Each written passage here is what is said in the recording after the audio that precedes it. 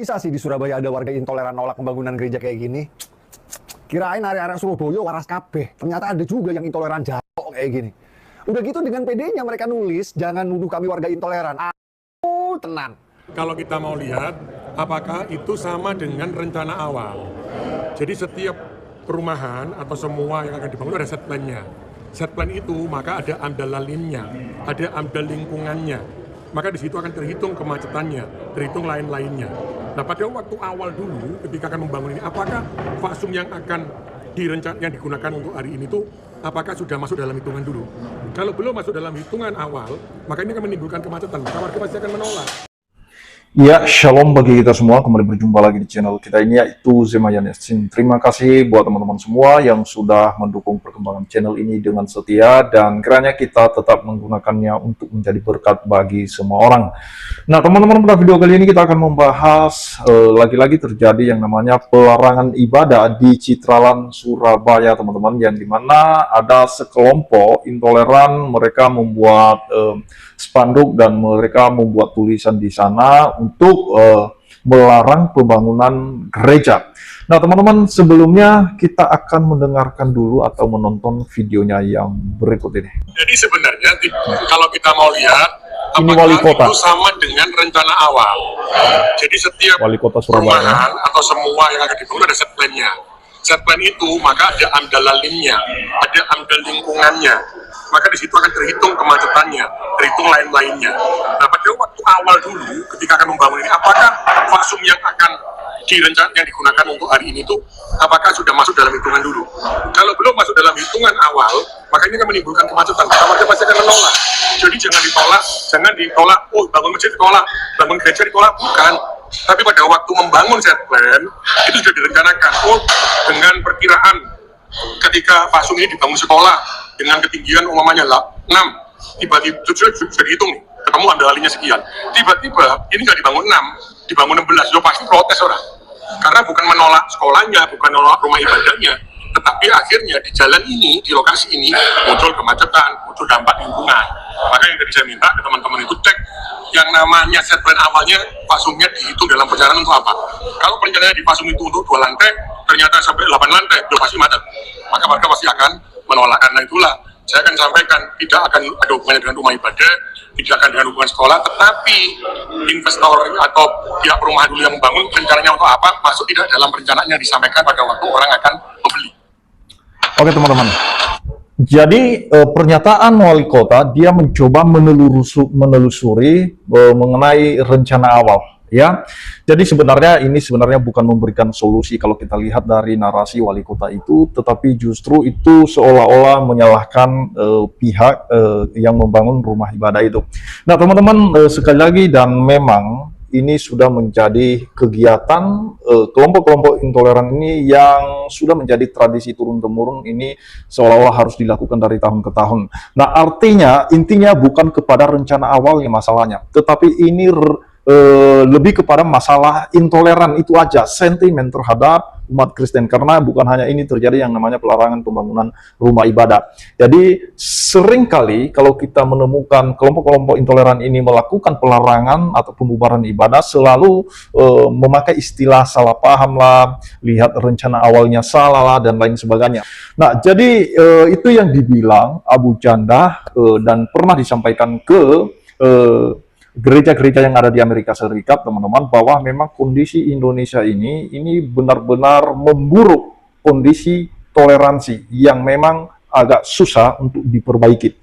Nah, kenapa teman-teman? Karena seringkali terjadi dari tahun ke tahun. Dalam tahun ini saja, ini sudah berapa kasus terjadi tindakan intoleran, ya, bukan karena masalah rencana awal, bukan juga karena masalah izin dan lain sebagainya. Di mana-mana selalu mereka ngeles kalau mereka melarang pembangunan rumah ibadah umat Kristen, teman-teman ya. Jadi kalau Ipung Adrian di beberapa tahun yang lalu, oh kami Indonesia toleransi, dia kumpulkan pendeta dan dia meminta pernyataan narasi dari pendeta bahwa sampaikanlah kepada Abu Janda bahwa Indonesia ini benar-benar toleransi, ini buktinya kami bisa ngopi bareng dan lain sebagainya. Itu kan pernyataan Ipung Adrian yang memang tidak berdasar dan tidak sesuai fakta, tetapi pada faktanya di lapangan kelompok intoleran itu gencar ya untuk membubarkan ibadah umat Kristen, ya melarang pembangunan gereja, melarang pembangunan sekolah Kristen, dan juga bahkan melarang penjualan daging B2, ya itu sudah menjadi kegiatan mereka yang itu merupakan hal yang lumrah. Kenapa? Karena memang nggak ada jerak hukum bagi mereka. Coba aja lihat pelaku-pelaku tindakan intoleran itu. Di mana proses hukumnya sekarang? Apakah berkembang sampai masuk jeruji besi? Tidak, teman-teman ya. Ya. Dan apa artinya kalau dibiarkan begitu? Ya artinya memang ada pembiaran. Jadi apa mau bilang apa lagi kita? Jadi Abu Janda sebenarnya sudah menanggapi hal itu juga terkait pelarangan pembangunan rumah ibadah ini yang di Citraland, Surabaya. Kita akan melihat teman-teman tanggapan dari seorang Abu Janda. Dan Abu Janda ini dia kalau ngomong itu sesuai fakta. Sekalipun dia difitnah bahwa apa yang disampaikan Abu Janda itu tidak benar, bahwa Indonesia itu intoleran. Ya memang itu fakta di lapangan, sekalipun tidak semua. Tapi setidaknya tindakan intoleran itu terjadi. Ya, kita lihat ya tanggapan dari Permadi Arya teman-teman ya. Ini videonya. Ini katanya ketua dari Citra, tadi kan masih lanjut dari Citra. Kok bisa sih di Surabaya ada warga intoleran nolak pembangunan gereja kayak gini? Kirain area-area Surabaya waras kabeh. Ternyata ada juga yang intoleran jatuh kayak gini. Udah gitu dengan PD-nya mereka nulis, jangan nuduh kami warga intoleran. Oh, tenang. Ya kon itu sampai nyetak spanduk buat nolak gerejanya, kon itu intoleran cok, jatuh. Dasar warga intoleran Nah, udah marah. Permadi Arya udah mengambil. Malu-maluin Surabaya aja, cok. Jadi jangan heran kalau kita terus dipertontonkan kepada kita yang namanya tindakan-tindakan kelompok ini ya, selalu menindas kaum minoritas. Jadi sebenarnya ini tidak lama ya, 1 hari yang lalu diupload, padahal hari ini sudah hari HUT memperingatkan kemerdekaan Indonesia yang dimana tahun 1945 ya Indonesia merdeka dan warga Indonesia bebas dari jajahan asing teman-teman ya. Apa artinya kita warga Indonesia berhak ya, punya hak untuk hidup di negara kita, punya hak untuk beribadah ya, punya hak untuk hidup, punya hak untuk bekerja ya, dan lain sebagainya, punya hak untuk berpendapat. Nah, jadi apa yang terjadi? Ya sampai sekarang penindasan terhadap kaum minoritas ya, pelarangan rumah ibadah masih tetap terjadi, padahal mengenai hak soal untuk pembangunan rumah ibadah dan juga mengenai ibadah setiap umat beragama itu sudah dijamin oleh undang-undang ya, tetapi sekalipun dijamin oleh undang-undang toh juga sampai sekarang masih dirampas haknya kaum minoritas ya. Hak-haknya kaum minoritas itu masih dirampas oleh kelompok-kelompok intoleran tersebut. Ya, jadi kita jangan heran teman-teman ya. Makanya Ipung Adrian ini dia kalau di channelnya suka menyebarkan berita-berita yang tidak berdasar teman-teman. Coba kita lihat kembali apa yang disampaikan Ipung Adrian yang seolah-olah mereka menyalahkan Abu Janda salah, Permadi Arya salah, Indonesia itu toleransi dan lain sebagainya. Kita lihat ya. Sebentar teman-teman ya. Tidak seperti yang dikatakan oleh Abu Janda. Ini ya. Abu Janda menangis menonton begini. Nih Pak Pendeta, samping saya ada salibnya ini nih. Kristen garis keras, ini Kristen garis keras. Rukun nggak sama kita? Ya, rukun. Alhamdulillah ini berkumpul semuanya ini. Islam Kristen. Kami ingin menyampaikan kepada Pak Abu Janda. Kemarin di Amerika katanya bilang bahwa Islam sama Kristen tuh nggak rukun. Kata siapa? Nih Pak Pendeta, samping saya ada salibnya ini nih. Kristen garis keras, ini Kristen garis keras. Rukun nggak sama kita? Berkumpul. Nah, ini mikrofonnya. Konfirmasi dulu ya, konfirmasi dulu. Ya, saya pendeta Samrosihan dan ini sudah yang ketiga ya, tiga kali ya kita saya diskusi ya. Dari mulai pertama sampai sekarang ya di Jakarta, di Jogja, sama di Surabaya. Sama Gus Betik tuh waktu itu pertama. Rukun, nggak pernah terjadi apa-apa. Rukun tidak pernah terjadi apa-apa. Abu Janda itu benar nggak? Abu Janda nanti saya cek, ya nggak benar. Nggak benar katanya. Sama Kristen tuh nggak rukun itu. Ya jadi nggak seperti itu, ya nggak sepenuhnya benar. Mungkin di beberapa tempat begitu ya, tapi ya selama ini yang saya alami nggak pernah seperti itu. Jadi ya bentuknya masih subjektif lah begitu pendapatnya ya. Oke ya. Jadi gitu ya teman-teman ya, kerja Ipung Adrian mengumpulkan pendeta dan memberikan pernyataan seolah-olah Permadi Arya itu menyampaikan berita yang tidak benar. Ya, dan anehnya juga ada pendeta yang kita lihat tadi, pendeta Samuel di sana, Samuel Siahaan, dia menyampaikan bahwa apa yang disampaikan Abu Janda itu tidak benar, ya, karena saya tidak pernah mengalami tindakan dari kelompok-kelompok tertentu. Itu pengalaman pribadimu, ya. Dan karena kamu bergabung dengan kelompok Ibung Atria, kalian satu kelompok, sekalipun terlihat seolah-olah berdebat dan kalian sering menyelenggarakan forum debat, ya itu tetap kelompok kalian dan berpihak kepada kelompok kalian, ya. Jangan kemudian membuat konten seolah-olah sudah mewakili seluruh situasi yang ada di Indonesia, sudah mewakili kondisi antar umat beragama, ya, seolah-olah sudah mewakili semua. Apa yang disampaikan oleh Permadi Arya itu benar, teman-teman, ya, dan itu terjadi, sekali lagi itu terjadi, ya, namanya tindakan intoleran itu terjadi, ya. Jadi kita akan melihat lagi, teman-teman, ya.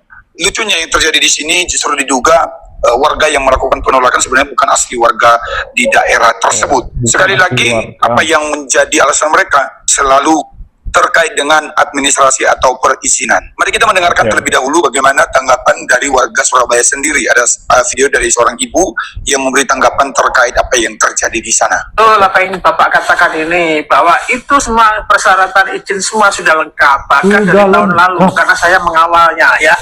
Saya adalah bagian dari pengurus Badan Musyawarah Antara Gereja Kota Surabaya, tentu mengawal segala sesuatunya. Ya, bahkan saya tinggal di situ, di daerah situ. Ya, saya ada di RW 4, ya. Jadi di Palma Klasika itu dulu memang gabung ke RT 1 ketika belum rame, dan setelah rame maka ada pemecah pemekaran. Palma Klasika menjadi RT 7, ya, sedangkan RT 1 itu di kampung, ya. Dan ini kan tahu toh klasternya Citraland itu berapa ribu hektar. Ini Citraland Utara, dan saya tinggal di sini sudah 15 tahun. Jadi saya tahu bangunan apa saja yang ada di sini, ya. Bahkan sekarang pun ada sedang bangun masjid, dan kami yang tinggal, saya agak jauh ya tinggal di situ, mungkin juga sekitar 800 meter dari masjid itu. Tapi tidak juga dimintai tanda tangan, dan kami semua di situ banyak mayoritas Kristen juga, tidak apa-apa, ya, tidak mempermasalahkan. Ya, itulah yang harusnya sebagai orang-orang yang hidup bermasyarakat. Yang lucu kan ini sudah di luar area klaster, dan RT-nya RT 7. Ya wajar kalau gereja minta tanda tangannya ke RT 7, ya, dan juga RT 4, RT 3 di tempat saya ada Palma Grandia, ada Bukit Palma, ada Palma Klasika. Itu sudah tanda tangan semua. Sedangkan yang dukuh, namanya dukuh, ya, itu di luar, di kampung, dan jalannya pun tidak lewat sini. Ini khusus ke perumahan. Itu Bapak, sudah jelas, ya, sudah jelas. Bahkan saya komunikasi dulu dengan RW-nya, berkeluh kesah ketika menyetujui itu, dan tanda tangan FKUB dari Pemkot juga sudah, bagus Bangpolnya semua sudah keluar, ya, resmi. Ada. Jadi artinya, teman-teman, apa yang disampaikan ibu ini sebenarnya sudah memenuhi persyaratan sesuai dengan apa yang dimintai, ya, tanda tangan, dan juga sudah diterbitkan izin pembangunannya, teman-teman, ya. Tetapi kenapa masih ada kelompok-kelompok intoleran ini yang anehnya mereka mengatasnamakan warga setempat, mengaku sebagai warga setempat. Justru bukanlah warga setempat itu yang melakukan pelarangan ini, teman-teman, tindakan intoleran ini, justru dari warga yang agak jauh dari tempat itu, ya, anehnya. Dan tentu saja kita akan memiliki asumsi bahwa ada sebenarnya orang, ada dalang di balik kegiatan tindakan intoleran ini. Bahkan seperti yang disampaikan oleh ibu tadi, bahwa di tempat kami, ya, itu mayoritas Kristen, ya, tetapi ada masjid yang dibangun di situ. Waktu mereka membangun masjid di situ, mereka tidak meminta tanda tangan kami dari Kristen, ya. Mereka tidak meminta tanda tangan, tidak meminta persetujuan dari warga-warga Kristen yang khususnya mayoritas di tempat itu. Tapi mereka bisa mendirikan bangunan rumah ibadah mereka tanpa meminta tanda tangan kepada warga setempat. Ini kan sudah tidak adil. Ya, kenapa giliran gereja dibangun, di situ mereka sibuk, oh harus minta ini, minta itu, harus sesuai dengan aturan ini, aturan itu. Ketika giliran mereka membangun rumah ibadah mereka, itu tanpa meminta persetujuan dari warga setempat. Ini kan lucu memang negara ini, teman-teman, ya. Dan ini yang perlu kita suarakan, bahwa keadilan sosial itu bagi seluruh rakyat Indonesia, bukan bagi sebagian golongan, sebagian agama. Bukan untuk agama tertentu aja keadilan itu, untuk seluruh rakyat Indonesia, termasuk kaum umat minoritas Kristen. Ya, jadi semuanya punya hak, ya, diperlakukan adil. Ya, jadi itu yang perlu saya sampaikan kepada kita semua teman-teman, dan ini kita sudah tahu, kita berdoa ya supaya Pak Presiden dan Wakil Presiden dan seluruh pemerintahan, terlebih-lebih pemerintahan setempat yang di Citraland Surabaya ini benar-benar dia melihat kondisi ini. Ya, kita sudah mendengarkan narasi wali kota ini. Dia ngomong lagi dengan ngeles teman-teman. Dia mengatakan harus lihat rencana awalnya. Rencana awal bagaimana? Kamu bangun rumah ibadahmu tanpa ngomong begitu? Ya, jadi cobalah perlakukan wargamu itu dengan adil. Ya, jangan karena ini saudara seimanmu bebas mendirikan rumah ibadah sesuai seleranya tanpa minta persetujuan dari warga setempat. Giliran rumah ibadah umat Kristen dibangun, ya di situ kamu ngeles harus sesuai ini, sesuai itu, aturan awal, aturan itu. Ya, itu namanya tidak fair, tidak adil, ya. Jadi itu yang perlu saya sampaikan teman-teman, bahwa ya kita bersyukur dan kita respect dengan Permadi Arya yang terus menyuarakan, begitu vokal menyuarakan keadilan bagi kaum minoritas, supaya kaum minoritas ini benar-benar diperlakukan adil juga, dan semua golongan, semua agama, semua suku itu benar-benar setara di mata hukum, jangan dibeda-bedakan, ya.